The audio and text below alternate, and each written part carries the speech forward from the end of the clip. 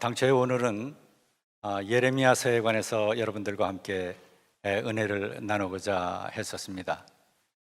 그런데 오늘 보니까 오늘 보는 게 아니라 지금 이번 주가 이제 부활 주간이고 해서 주제를 좀 바꿨습니다. 그래서 우리가 예수 그리스도를 통해서 받는 은혜가 얼마나 크며 또 얼마나 큰 은혜를 이미 받아왔고 또 앞으로 우리에게 예비된 하나님의 은혜는 얼마나 큰가라고 하는 것, 그것을 우리가 함께 살펴보면서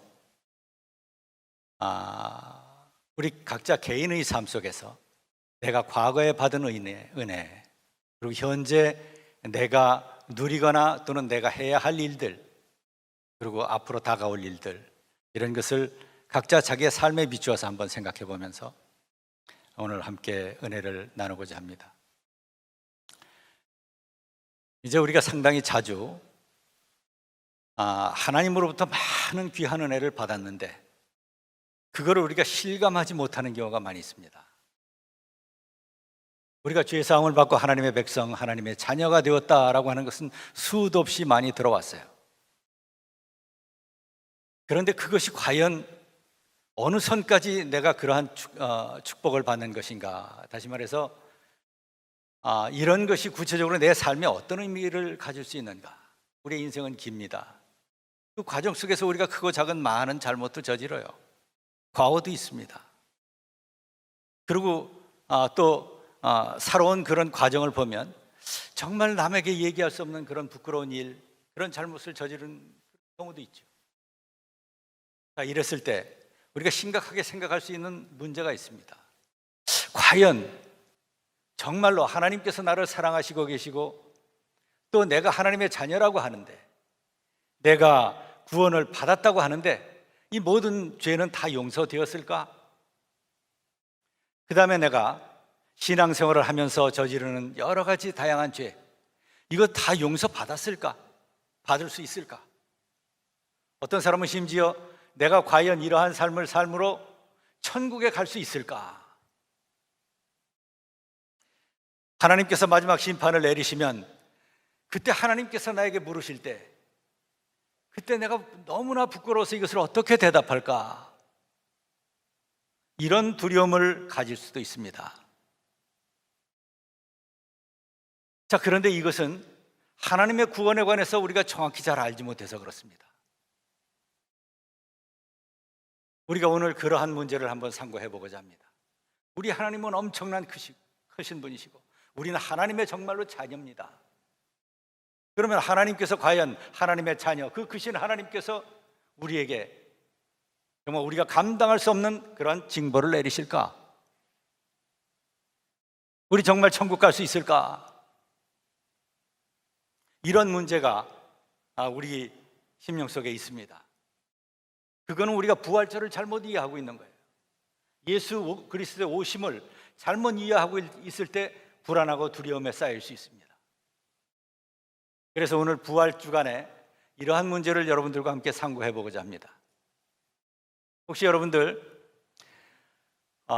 유튜브를 통해서 황창현 신부라고 하는 분 강연을 한번 들어본 적 있습니까?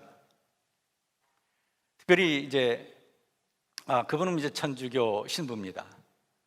그런데 우리의 삶에 여러 다양한 지혜들을 많이 주고 특히 나이 드신 분들을 대상으로 해서 많은 지혜로운 말, 그런 말을 하는 것을 내가 이제 몇 번 봤습니다. 아주 좋은 얘기들 많이 합니다. 또 이건 관점에 따라 다를 수 있지만 우리의 삶에 충실해라. 그리고 지금 나이가 들었지만 그 삶을 소홀히 하지 말고 그냥 움츠려들지 말고 집에만 있지 말고 자꾸 나가서 움직이면서, 그리고 돈이 없다 탓하지 말고 있는 돈 다 쓰고 죽어라. 그런 얘기합니다.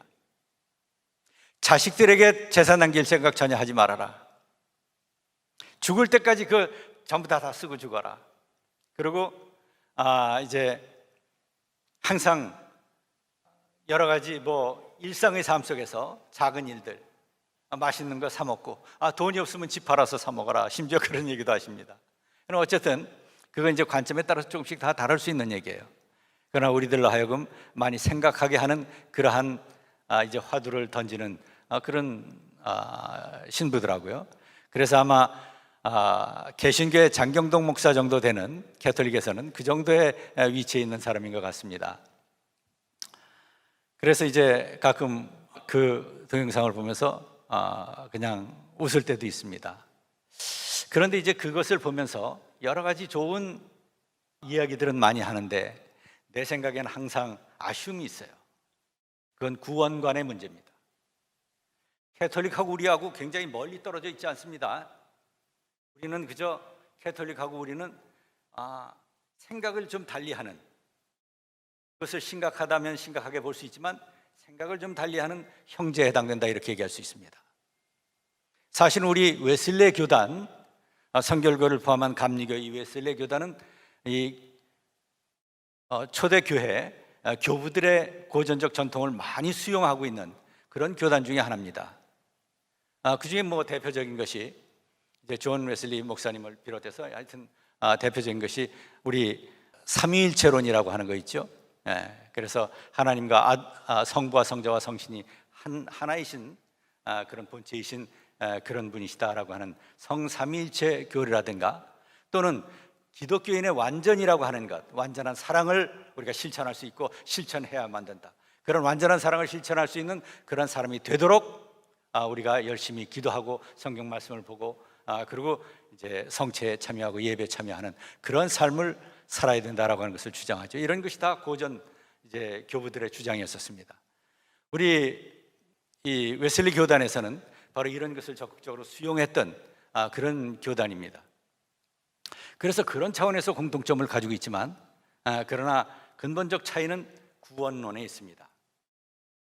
이제 그 구원론이라고 하는 거, 우리가 어떻게 구원을 받느냐라고 하는 거죠. 캐톨릭에서는 아직까지도 그 황창현 신부의 그 강연을 이렇게 들어보면 아직까지도 15세기에 면죄부 신학을 아직 가지고 있다라고 하는 것을 느끼게 됩니다. 여러분, 면죄부 신학이라고 하는 것이 뭡니까? 그럼 우리가 이 세상에서 지은 죄를 다 속함을 받아야 천국 갈 수 있다, 그거죠. 근데 그 속함 받는 방법이 일종의 교회로부터 부적 같은 것을 사는 겁니다. 그래서 교회에 그 금액을 지불하면 바로 그것으로 인해서 우리 죄 사함을 받고, 그래서 이 세상에 우리가 행위를 통해서 우리가 구원을 받는다라고 하는, 천국 갈 수 있다라고 하는 그런 주장입니다. 그래서 우리가 어떤 행동을 하며 어떤 선행을 하며 이 세상을 살아가느냐, 이것이 천국 가는 티켓을 얻는 기준이다, 방법이다, 이렇게 생각합니다.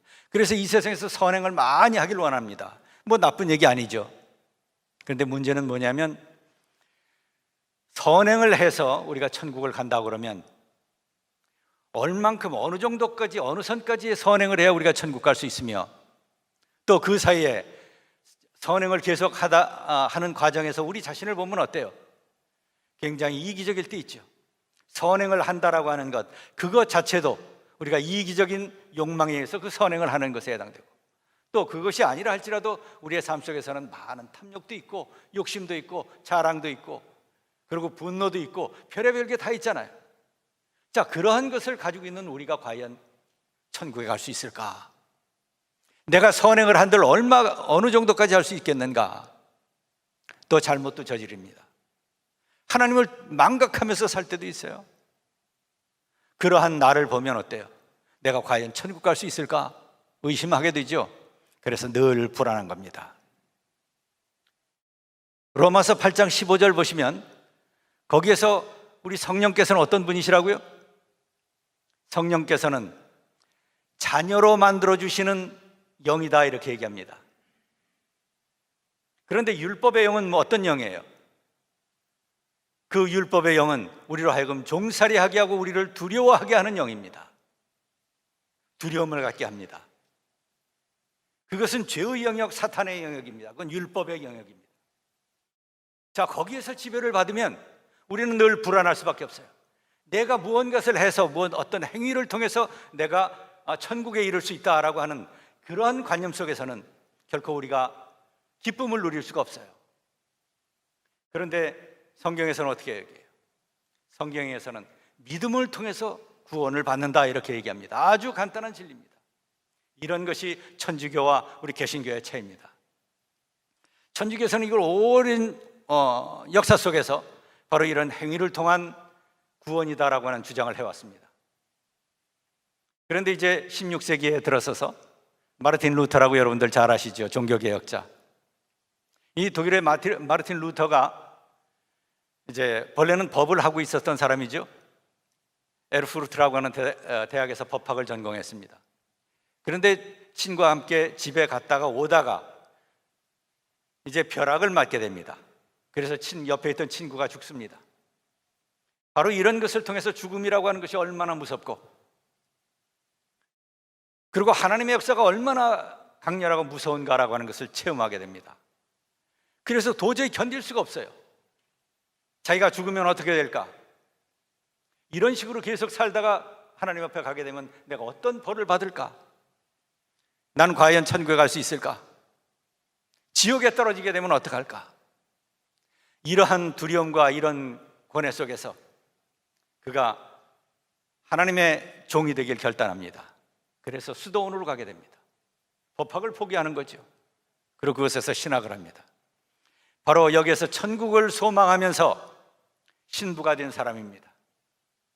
그것이 얼마나 갈급했으면 자기의 삶 전체를 다 버리고 그동안 공부해왔던 모든 것도 다 버리고 그리고 신부가 되기를 결단했겠습니까? 그건 절박한 심정이었습니다. 바로 그런 상황 속에서 그는 열심히 선행을 했죠. 자기 수양을 했습니다. 자기를 갈고 닦았습니다. 그리고 고행도 했습니다. 그러나 그러한 생활이 지속되면 지속될수록 오히려 자기 속에서는 더 악한 것이 들끓고 있다라고 하는 것을 느끼게 됩니다. 그것이 해결이 안 되는 거예요. 그러니까 자기 스스로를 보면서 어떤 생각이 들까요? 나는 과연 내가 지금 이렇게 선행을 하느라고 애를 쓰고 고행을 하면서 하나님께 가까이 가려고 애를 쓰지만 내가 저지르는 잘못들, 내 속에 있는 미움, 내 속에 있는 분노, 내 속에 있는 질시, 이러한 모든 것들, 이런 것들로 인해서 내가 하나님 앞에 온전히 서지 못할 수 있지 않을까라고 하는 그런 두려움에 빠지게 됩니다. 그러면서 계속해서 성경을 연구하게 되죠. 그러다 그가 발견한 것이 이신층이라고 하는 말 많이 들어보셨죠? 믿음을 통해서 구원받는 겁니다. 하나님의 은혜로 믿음을 통해서, 오직 믿음을 통해서 우리가 구원을 받는다라고 하는 그런 깨달음을 얻게 되고 여기에서 이제 종교 개혁이 시작이 됩니다.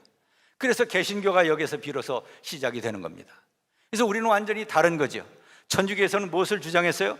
행위를 통한 구원. 내가 무엇을 해야 구원받는다, 내가 무엇을 해야 천국 간다라고 하는 것. 그런데 늘 불안하다라고 하는 거죠. 그런데 성경에서는 믿음을 통한 구원, 하나님을, 예수 그리스도를 믿기만 하면, 구주로 영접하기만 하면, 그것을 고백하기만 하면 이미 너는 내 자녀가 된다라고 하는 것을 주장하고 있는 것을 발견하게 됩니다. 얼마나 큰 희열이었을까요? 이미 나는 구원받았다라고 하는 겁니다. 나는 이제 다른 세상에 들어섰다라고 하는 거예요. 두 개의 철길이 있습니다. 두 개의 철길. 한 길에서는 한 철길로 계속 가게 되면 이건 죄의 세력의 길입니다. 이건 사탄의 길, 이건 율법의 길이었었어요. 이건 행위의 길이었었습니다. 행위를 통한 믿음을 주장하는 그러한 레일입니다. 자, 거기에 있는 동안은 우리는 계속 불안하고, 이것은 계속 가게 되면 어때요? 결국 영원한 지옥의 심판을 받을 수밖에 없는 길이에요. 그건 정해져 있는 길이었습니다. 자, 그런데 또 하나의 철길이 있는 거예요. 그런데 여기에서 이 죄의 길에서, 죄의 세력의 길, 사탄의 길에서 이 길, 예수 그리스도의 길로 옮겨 타면 이것은 바로 천국으로 가는 길입니다. 레일을 바깥한 거예요. 완전히 다른 길인 거죠. 다른 삶을 사는 겁니다. 바로 이러한 종착점이 보장이 된 것, 단순히 예수 그리스도를 믿는다라고 하는 사실 하나로 우리가 여기에서 이쪽으로 옮겨 타는 겁니다. 이것이 축복인 겁니다. 이것을 우리가 확신할 수 있어야 돼요. 천주교에서는 이런 확신이 없습니다. 그건 아직도 똑같이 마찬가지로 그렇습니다. 그런데 거기에서만 끝나면 그건 그 천주교의 그 사람들의 책임이다 이렇게 얘기했어요. 우리가 그것도 방관해서는 결코 안 되죠. 자, 그런데 이제 문제는 우리 개신교 기독교 안에서도 많은 성도님들이 여기에 대한 확신을 갖지 못한다는 데 문제가 있어요. 우린 이미 레일을 다른 길로, 다른 철길로 갈아탔는데도 아직 두렵고 아직 불안하고, 내가 과연 천국에 갈 수 있을까? 내가 과연 천국에 갈 수 있을까? 내가 혹시 하나님의 마지막 심판 때 지옥에 떨어지는 것은 아닌가? 이렇게 생각하는 사람들이 있는 거예요. 그러면 그분은 우리 아버지가 아니죠. 하나님께서는, 성령께서는 어떤 분이세요? 우리로 하여금 두려움의 종로로 타는 종살이의 영이 아니라 우리로 하여금 자녀로 만들어주시는 그러한 영이다 이렇게 얘기합니다. 바로 그러한 영에 의해서 우리가 하나님의 백성이 되었어요. 그분께서 오늘도 우리와 동행하여 주십니다. 그분이 얼마나 큰 사랑으로 우리를 건져주셨습니까? 그분이 얼마나 큰 사랑으로 우리 각 사람을 만져주셨어요. 독생자 예수 그리스도를 이 땅에 보내주셨고, 그를 십자가에 달아서, 그래서 제물로 삼아서 그 피로, 피값으로 우리의 죄를 사하여 주셨어요. 그리고 우리를 건져주셨습니다. 그런 큰 사랑으로, 그래서 자녀를 삼아 주셨는데, 이 레일을 갈아타게 하셨는데 이쪽으로 곧 똑바로 가기만 하면 된다. 너희가 여기에서 이쪽으로 다시 거꾸로 옮겨 타지만 않으면 된다. 나를 떠나지만 않으면 된다. 그거 하나의 조건입니다. 오직 나만을 섬겨라. 그러면 나머지는 내가 다 케어해 주겠다. 내 심령이 부족하느냐? 그것도 내가 케어해 주겠다. 내가 너를 만져주겠다. 내가 너를 징계해서라도 너를 바로잡아 주겠다.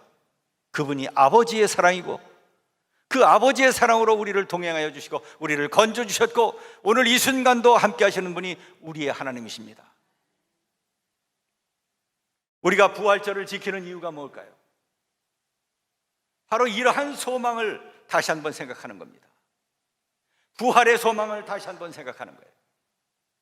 하나님께서 우리들에게 예비하신 그 상급을 다시 한번 생각하는 겁니다. 그래서 감사하자는 거죠. 그래서 이제는 두려움의 영에 사로잡혀서 사는 것이 아니라 기쁨의 영으로 살자라고 하는 겁니다. 여기에 대한 확신을 갖고 살자라고 하는 거예요. 우리의 하나님은 우리의 아버지 되시는 분이십니다. 여러분, 우리 다 모두가 다 부모죠. 부모, 자식이 아무리 잘못을 해도 내 자식을 죽이는 사람은 없습니다. 그냥 내 자식을 어때요? 강한 징계를 통해서 바로잡아 주기는 하지요. 경우에 따라서는 매도 되지 않습니까? 이것이 부모의 마음인 겁니다. 우리 하나님이 바로 그러한 하나님이세요. 그래서 바로 이러한 부활절이라고 하는 이 절기를 통해서 내가 받은 사랑이 얼마나 큰가, 예수 그리스도의 사랑이 얼마나 큰가, 예수 그리스도 메시아로 오신 그분의 역할이 얼마나 크신가, 그분을 통해서 나는 얼마나 큰 은혜를 받은 사람인가. 그래서 우리 개신교에서는 늘 마음속에 두려움이 아니라 기쁨이 있어야 되는 거예요. 항상 기뻐하라, 쉬지 말고 기도하라, 범사에 감사하라. 그냥 나올 수 있는 거예요. 그게 당연히, 그건 당연히 연결되는 겁니다. 왜요? 우리가 이렇게 큰 사랑으로 구원을 받았기 때문에 그렇죠. 이것을 놓치면 우리는 여전히 천주교 신학의 영역 안에 있는 겁니다. 이것을 놓치면 여전히 우리는 행위를 통한 구원, 여기에 이 율법의 세력, 죄의 세력, 사탄의 이론에 우리가 매여 있는 겁니다. 우리를 옥죄는 거예요. 우리를 조급하게 합니다. 우리를 두렵게 해요. 우리를 학대합니다. 하나님께서는 내 이웃을 내 몸처럼 사랑하라 이렇게 말씀하셨어요. 내 이웃을 내 몸처럼 사랑하라. 먼저 사랑하는 사랑의 대상이 뭐예요? 우리 몸입니다. 우리 자신의 삶이에요. 우리가 기쁨 속에 있어야 됩니다. 우리가 두려움에 떨어서는 안 됩니다. 우리를 자학해서는 안 됩니다. 하나님께서는 우리가 기쁘게 신앙생활하기 원하세요. 담대하게 신앙생활하기 원하세요. 우리는 자유한 사람입니다. 하나님의 명령대로 우리가 순종하면서 사는 거죠. 그것이 길이니까, 그것이 영원한 축복의 길이니까, 그것이 우리를 사랑하는 길이기도 하니까. 내 이웃을 내 몸처럼 사랑하라. 이웃을 사랑하고 나 자신을 사랑하면 어때요? 그게 행복의 길이니까. 예수 그리스도께서 여기에서 내가 완전해져라, 이 사랑에서 내가 성숙해져라, 내가 너 자신을 사랑함으로써 성숙해져라, 이웃을 사랑함으로써 성숙해져라, 사랑을 하되 성숙한 사랑을 해라. 그러면 그것이 내가 행복한 길이요, 그것이 내가 성장하는 길이요, 이것이 유일하게 내가 너에게 원하는 길이다. 그렇게 살아가는 거죠. 부족해도 그렇게 가는 거죠. 그러나 그것을 시작하신, 우리 속에 선한 일을 시작하신 하나님께서 어떻게 해요? 그것을 완성하십니다. 그건 우리의 몫이 아닙니다. 성령께서 역사하시는 거예요. 성령께서 역사하세요.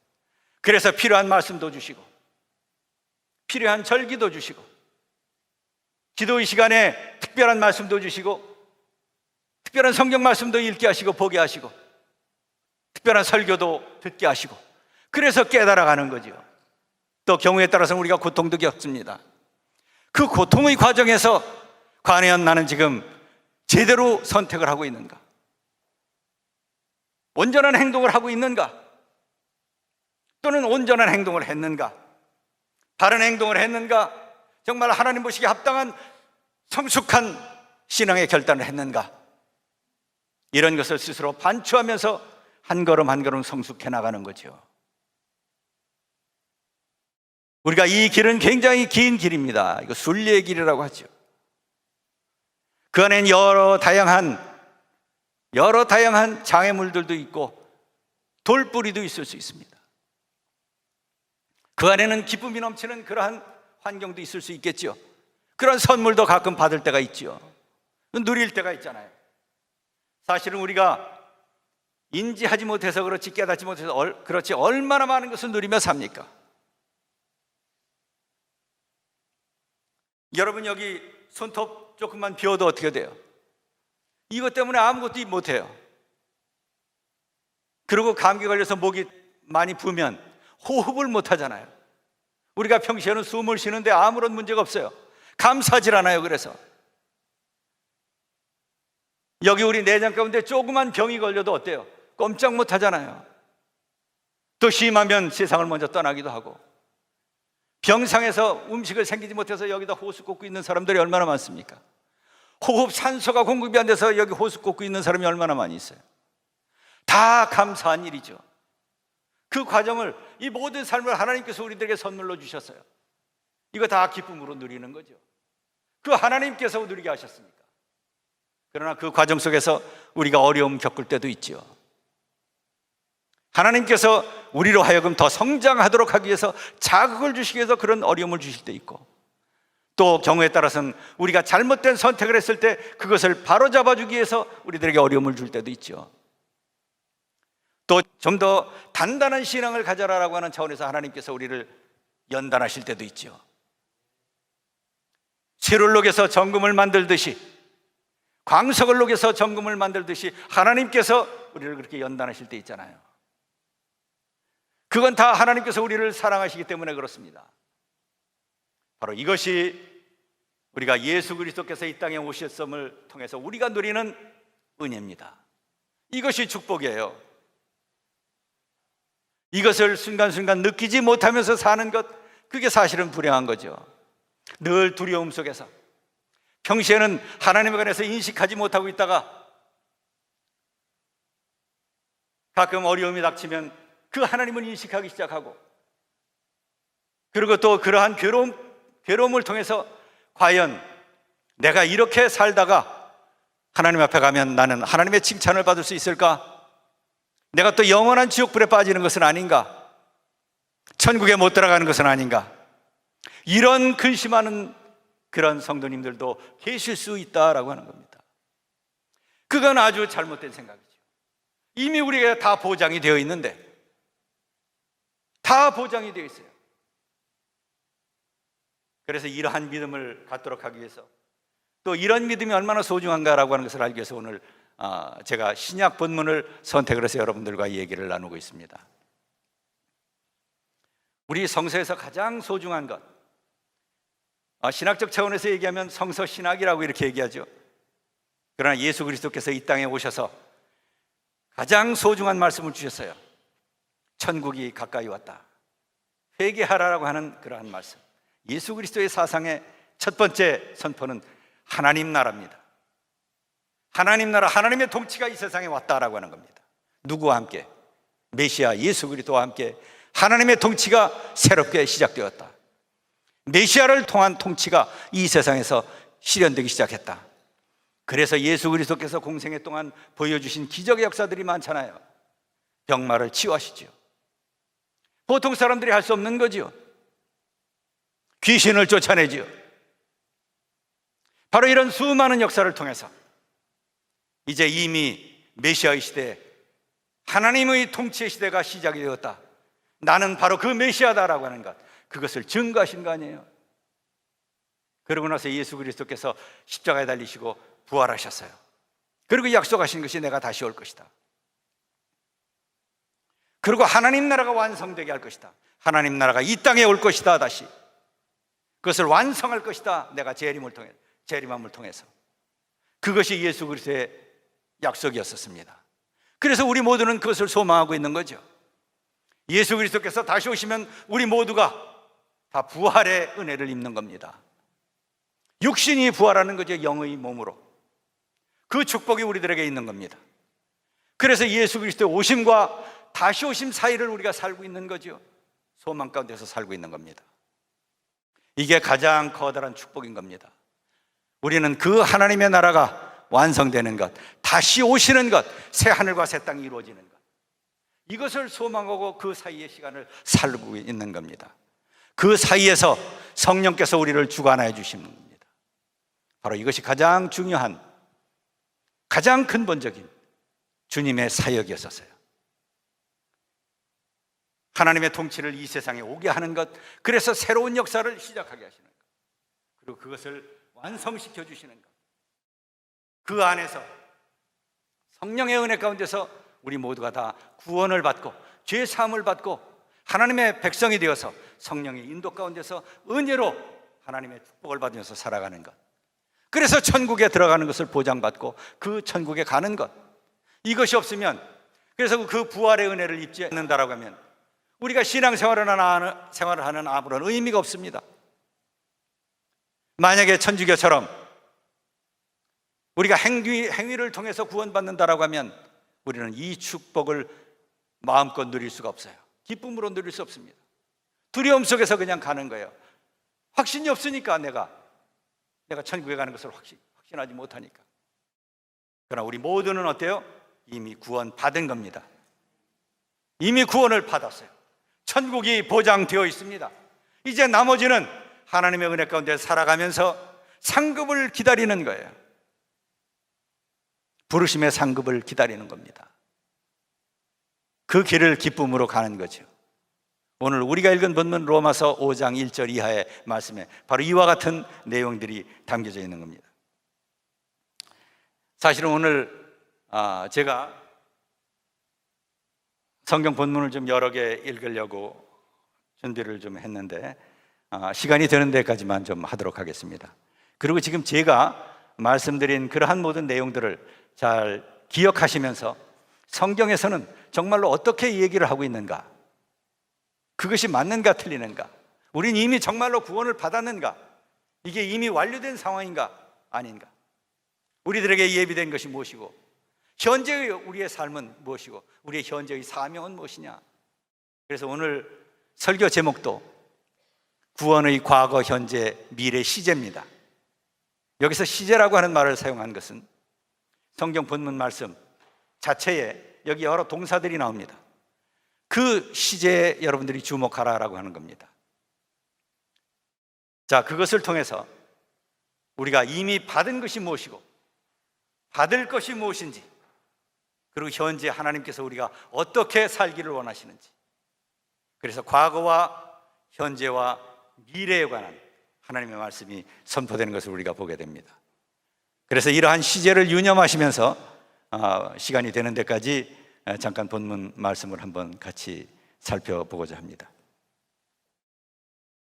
우선 로마서 5장 1절 이하 본문 말씀을 한번 보시면요, 1절 제가 천천히 읽겠습니다. 그리고 지금 화면에 떠 있는 그 성경 말씀은 새 번역을 띄워놨습니다.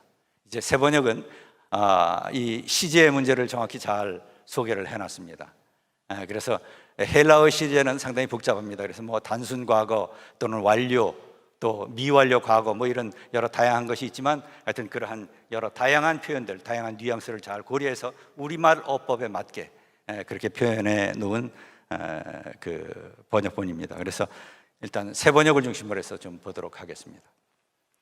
5장 1절 보시면, 그러므로 우리는 믿음으로 의롭다 하심을 받았으므로, 의롭다 함을 받았죠. 여기서 로마에 있는 성도를 대상으로 해서 얘기하는 겁니다.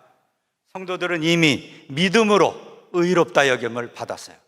하나님께서 우리가 의롭지 않지만 그래 됐다, 너의 소망을 예수 그리스도에 두니까 내가 너를 의롭다 여겨주겠다, 이제 내 자녀로 삼아주겠다, 내가 너와 소통할 수 있다, 너와 나는 바른 관계 속에 있다, 너는 이제 천국 갈 수 있다, 이미 보장이 되었다라고 하는 그런 의미를 내포하고 있는 것이 바로 이 표현입니다. 그래서 우리는 믿음으로 의롭다 하심을 받았으므로, 이거 과거죠? 완료입니다. 이미 끝난 거예요. 그래서 의롭다 여김을 받았어요. 그 다음에 우리 주 예수 그리스도로 말미암아 하나님과 더불어 화평을, 평화를 누리고 있습니다. 이미 어때요? 하나님과 평화를 누리고 있어요. 여기에서 에이레네라고 하는 말입니다. 히브리어는 샬롬이라고 하는 말인데, 이것은 온전한 관계를 의미합니다. 그래서 한쪽에서 또 다른 쪽을 해하거나 또 갈등 관계에 있는 것이 아니라 서로를 위해 줄 수 있는 그런 관계, 서로를 용납해 주는 관계, 이것이 화평의 관계, 이것이 평화의 관계입니다. 사실은 평화라고 하는 말은 전쟁의 반대말이 아닙니다. 성경에서는 이것은 관계적인 의미가 있습니다. 그래서 바른 관계 속에 있다. 이제 너와 나는, 이제 나중에 여기서 하나님께서 사도 바울을 통해서 너는 내 자녀다 이렇게 얘기하죠. 아빠, 아버지라고 부를 수 있다. 이런 관계 속에 들어와 있다. 이것을 여기서 이렇게 하나님과 더불어 평화의 관계를, 평화를 누리고 있습니다. 이게 우리가 구원 받았다고 하는 얘기죠. 이미 우리는 그것을 누리고 있는 겁니다. 화평의 관계를 누리고 있어요. 그래서 우리는 그 하나님께 기도할 수 있어요. 그래서 우리는 그 하나님 앞에 탄식도 할 수 있습니다. 그 하나님 앞에 때도 쓸 수 있어요. 바로 그것을 다 열어놓고 우리를 맞아주시는 분이 우리 하나님이시다라고 하는 것을 의미합니다. 자, 그 다음에 5장 2절 보시게 되면, 우리는 또한 그리스도로 말미암아 지금 서 있는 이 은혜의 자리에 믿음으로 나오게 되었으며, 지금 여기서 보시면 우리는 또한 그리스도로 말미암아 지금 서 있는 이 은혜의 자리, 지금 우리가 살고 있는 이 자리는 은혜의 자리입니다. 예수 그리스도의 오심을 통해서 이미 새로운 시대, 하나님의 통치의 시대가 시작되었다고 그랬어요. 은혜의 시대입니다. 우리는 구원받을 수 있는 시대요, 우리가 정결케 됨을 받을 수 있는 시대입니다. 하나님께서 모든 것을 다 열어놔 주셨어요. 우리는 그 축복을 누릴 수 있는 시대입니다. 성령께서 내주하시고 성령께서 역사하시고, 그리고 그 하나님께 간구할 수 있는 시대를 살고 있어요. 이 은혜의 시대, 은혜의 자리에 나오게 되었어요. 근데 여기서 나오게 되었다 이렇게 얘기합니다. 이미 우리는 하나님의 백성이 된 거예요. 이미 완료되었습니다. 여기서 하나님, 저를 구원하여 주십시오, 이렇게 할 필요 없다는 얘기입니다. 그렇죠? 하나님이 짜증내실 거예요. 아마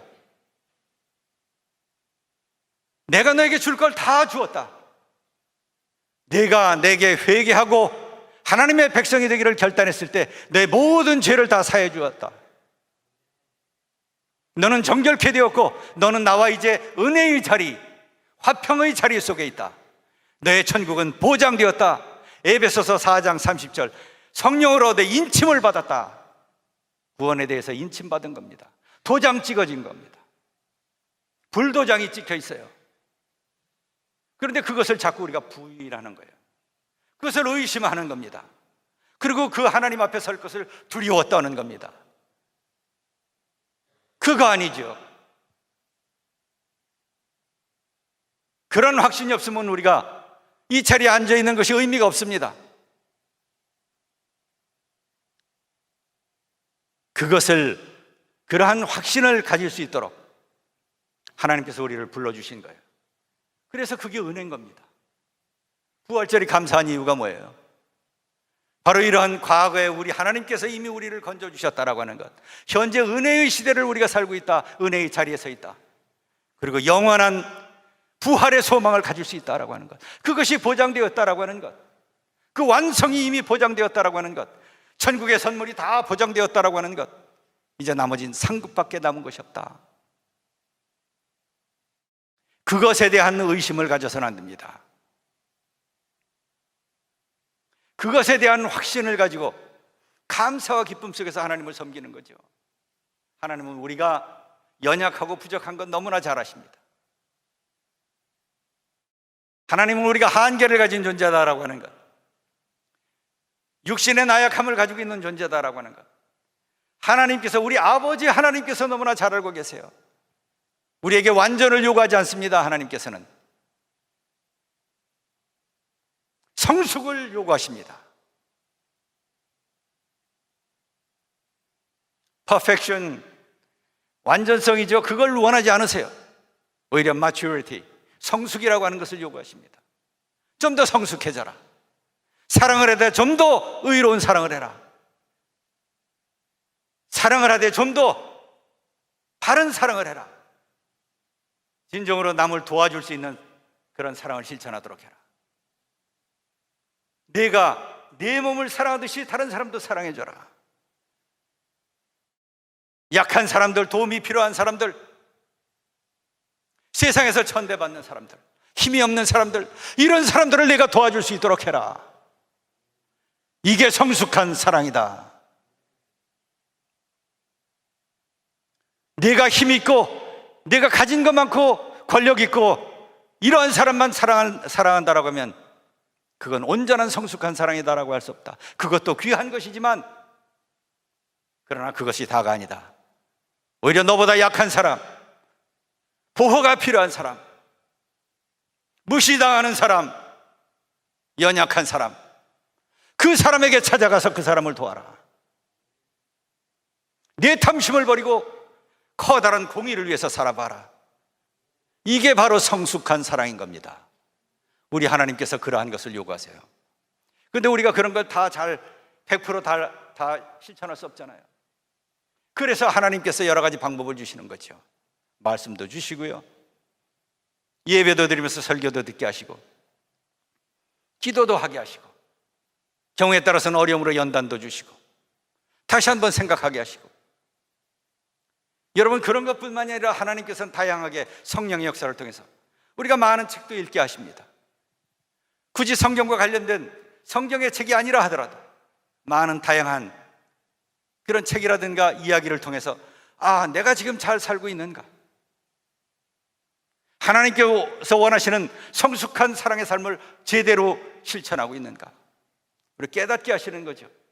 그렇게 해서 이 세상을 우리가 한 걸음 한 걸음 가게 하십니다. 우리가 쫓길 필요 없어요. 하나님은 우리를 그렇게 쫓으시는 분이 아니십니다. 하나님은 우리로 하여금 하나님의 자녀에게 노예를 부리듯이 그렇게 막 다루시지 않습니다. 노예를 지도하는 사람들, 노예를 다스리는 사람들은 어때요? 사람 취급하지 않잖아요. 부모가 자기 자식을 사람 취급하지 않는 그런 부모가 있습니까? 그런 부모 없잖아요. 마찬가지로 우리 하나님께서 자녀로 삼아주셨어요. 아빠, 아버지라고 부르게. 그 하나님께서 독생자 예수를 보내서 우리를 피값으로 건져주신 바로 그 하나님께서, 십자가에 다루신 바로 그 하나님께서, 그러한 사랑으로 우리를 건져주신 바로 그 하나님께서 우리를 노예 부리듯 그렇게 부리지 않습니다. 그래서 우리는 쫓기면서 살 필요는 없어요. 그냥 하나님께 감사하면서 자신 속에서 일어나는 그런 기쁨으로 그렇게 하나님을 섬기는 거죠. 그렇게 나를 만들어가는 거죠. 그렇게 사랑을 실천해가는 거죠. 하나님은 이것을 원하십니다. 이럴 때 우리가 신앙생활이 지치지 않습니다. 그럴 때 더 멀리 갈 수 있는 거예요. 바로 그 하나님께서 지금 현재의 삶을 우리로 하여금 그렇게 살아가길 원하고 계세요. 그리고 그 하나님께서 영원한 축복을 예비해 놓고 계십니다. 그래서 5장 2절 말씀 보시게 되면 우리는 또한 그리스도로 말미암아 지금 서 있는 이 은혜의 자리에 믿음으로 나오게 되었으며 하나님의 영광에 이르게 될 소망을 품고 자랑합니다. 우리들에게 하나님 영광에 이르게 될 소망이 있어요. 이미 그게 보장이 되었기 때문에 그렇습니다. 이미 그 길 속에 우리가 접어들었어요. 우리가 이미 그렇게 하나님 백성, 아버지로 부를 수 있는 하나님의 자녀가 되었다라고 하는 것 이미 선포된 겁니다. 이미 그것은 확정된 겁니다. 그래서 기쁨으로 이 길을 가는 겁니다. 자, 5장 8절 이하 본문 말씀 좀 보겠습니다. 그러나 우리가 아직 죄인이었을 때에 그리스도께서 우리를 위하여 죽으셨습니다. 이리하여 하나님께서는 우리들에 대한 자기의 사랑을 실증하셨습니다. 이게 하나님의 사랑입니다. 9절 보시게 되면 그러므로 지금 우리가 그리스도의 피로 의롭게 되었으니 그리스도로 말미암아 하나님의 진노에서 구원을 얻으리라는 것을, 하나님의 심판에서 구원을 얻으리라는 그것은 더욱 확실합니다. 세상 사람들은 이 레일을 잘못하고 있는 사람들, 그 심판이, 영원한 심판이 정해져 있지요. 그러나 레일을 바로 구원의 레일로, 은혜의 레일로 바로 갈아탄 사람들, 우리 모든 하나님의 백성들은 이미 이러한 심판에서 구원이 보장되어 있는 겁니다. 자, 그래서 그 하나님의 진노에서 구원을 얻으리라는 것은 더욱 확실합니다. 5장 10절, 우리가 하나님의 원수일 때도 하나님의 아들의 죽으심으로 말미암아 하나님과 화해하게 되었다면 화해한 우리가 하나님의 생명으로 구원을 얻으리라는 것은 더욱더 확실한 일입니다. 우리가 하나님의 영원한 생명을 얻는 겁니다. 이것이 다 보장이 되었고 이것이 확실하다라고 하는 거예요. 자, 그 다음에 이제 몇 구절 좀 더 보겠습니다. 바로 이러한 내용을 다른 방향으로, 다른 방식으로 소개하고 있는 그런 말씀이 이제 에베소 2장 4절에서부터 10절 말씀입니다. 이 본문도 동사의 시제에 주목하면서 우리가 이 본문까지 좀 보도록 하겠습니다. 에베소 2장 4절입니다. 그러나 하나님은 자비가 넘치는 분이셔서 우리를 사랑하신 그 크신 사랑으로 말미암아 범죄로 죽은 우리를, 이미 우리는 죽었던 사람입니다. 죄의 세력권에서, 사탄의 세력 속에서 우리는 이미 죽었던 사람이에요. 그것은 살아도 산 것이 아닙니다. 육신만 살아있던 겁니다. 자, 범죄로 죽은 우리를 그리스도와 함께 살려주셨습니다. 이미 우리는 살아났어요. 살려주셨어요. 다시 살아난 겁니다. 이걸 거듭남이라고 그러죠. 이걸 다른 말로 얘기하면 또 부활이라고도 얘기할 수 있어요.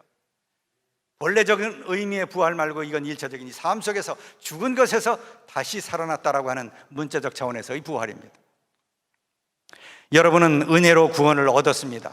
우리는 은혜로 이미 구원을 얻었어요. 이거 과거입니다. 완료입니다. 그러나 2장 6절 보시면 하나님께서 그리스도 예수 안에서 우리를 그분과 함께 살리시고 하늘에 함께 앉게 하셨어요. 이게 다 종결된 사건들입니다. 앉게 하셨어요. 이미 2장 7절, 그것은 하나님께서 그리스도 예수 안에서 우리에게 자비를 베풀어 주신 그 은혜가 얼마나 풍성한지를 장차올 모든 세대에게 드러내 보이시기 위함입니다. 여러분은 믿음을 통해서 은혜로 구원을 얻었습니다. 그것은 여러분에게서 난 것이 아니요 하나님의 선물입니다. 우리가 만든 것이, 우리 행위를 통해서 한 것이 아니라 하나님의 은혜로 우리가 받은 것입니다. 선물로 받은 거죠. 우리의 공로는 아무것도 없습니다. 우리는 단지 믿은 것뿐입니다. 이게 선물이죠. 자, 그래서 2장 8절 보시게 되면 여러분은 믿음을 통해서 은혜로 구원을 얻었습니다. 자, 2장 9절, 행위에서 난 것이 아닙니다. 그러므로 아무도 자랑할 수 없습니다. 2장 10절, 우리는 하나님의 작품입니다. 선한 일을 하게 하시려고 하나님께서 그리스도 예수 안에서 우리를 만드셨습니다. 하나님께서 이렇게 미리 준비하신 것은 우리가 선한 일을 하며 살아가게 하시려는 것입니다.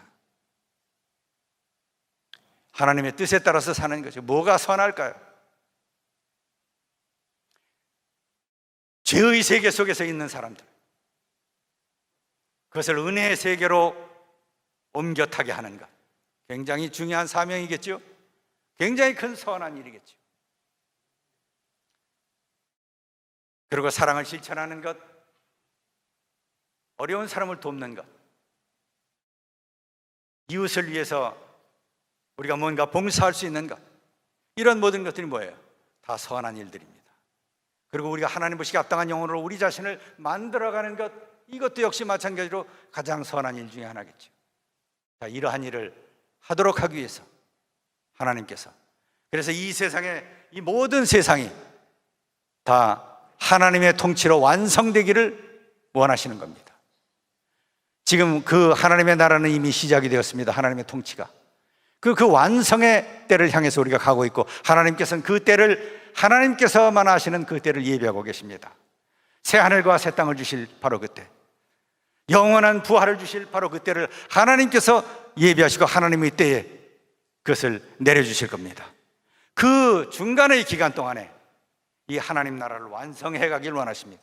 세상 모든 사람들이 다 구원받길 원하십니다. 우리 하나님은 사랑의 하나님이십니다. 그래서 모든 세상 사람들이 다 건진받길 원하세요. 하나님은 심판할 권능이 있고, 그런 권리가 있고, 그런 자유함이 있고, 모든 것이 있지만, 그러나 하나님께서 그것을 행사하고 싶어 하지 않습니다. 그 하나님은 본질적으로 사랑의 하나님이시기 때문에. 그래서 지금 기다리고 있는 시간이 지금 우리 시대입니다. 이 시대를 통해서 먼저 건진받은 하나님의 백성들이 바로 이러한 선한 일들을 하는 겁니다. 하나님의 진리를 알리는 겁니다. 하나님의 진리를 바로 깨닫고 두려움이 아니라 기쁨과 감사로 신앙생활을 하길 원하시는 겁니다. 그래서 신나게 이 세상을 살면서 하나님께서 주신 이 귀한 생명을 잘 전개시켜가면서 하나님께 감사하면서 하나님을 섬기고 이웃을 섬기고, 그래서 온전한 사랑과 정의와 평화의 세상이 되도록 하나님께서 우리를 부르시고 인도하셨어요. 그 세상을 우리들에게 맡겨주신 겁니다. 우리는 먼저 선택된 사람들입니다. 그래서 이 사명에 대한 책임감도 우리가 가지고 있는 겁니다. 바로 이런 감사한 하나님, 바로 이러한 선물을 주시기 위해서 십자가에 달리셨고 또 부활하셨고, 그래서 지금 성령으로 우리와 동행하시는 그 하나님께서, 그 예수 그리스도께서 얼마나 소중한 분이신지, 우리는 그분을 통해서 얼마나 큰 은혜를 받고 사는지, 이 부활절 주간에 이 하나님에 대한 사랑과 하나님의 경륜과 하나님의 계획과 하나님의 약속과 성취에 대한 소망을 가지고 기쁨으로 승리하고 늘 하나님께 영광 돌리는 그런 사랑하는 모든 성도님들이 다 되시길 주님의 이름으로 축원합니다. 기도하시겠습니다.